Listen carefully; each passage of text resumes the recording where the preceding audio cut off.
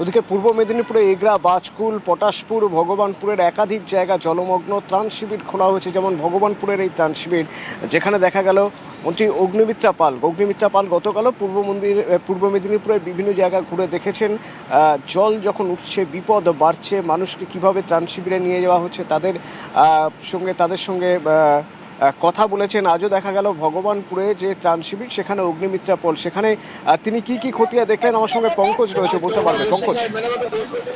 দেখো অতনুদা, যেখানে প্লাবিত হয়েছে কেলেঘাই নদীর জল এবং বাঘী নদীর জলে প্লাবিত হয়েছে বিস্তীর্ণ এলাকা পূর্ব মেদিনীপুরে, যেখানে ভগবান প্লাবিত হয়েছে, সেই ক্ষেত্রে যেখানে গতকাল থেকে যেখানে মন্ত্রী অগ্নিমিত্রা পাল হলদিয়াতে পরিদর্শন করার পরে কিন্তু আজকে সকাল থেকে একেবারে ভগবানপুরের ভীমেশ্বরীতে ত্রাণ শিবিরে পৌঁছালেন।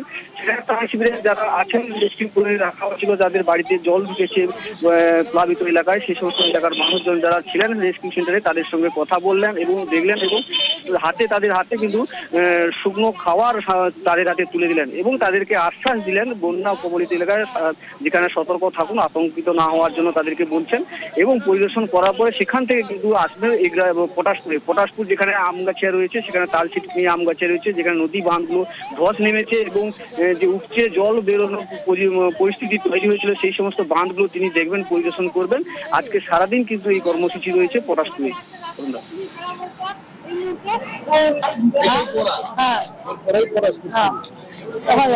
পঞ্চায়েতকে দেখে নিন।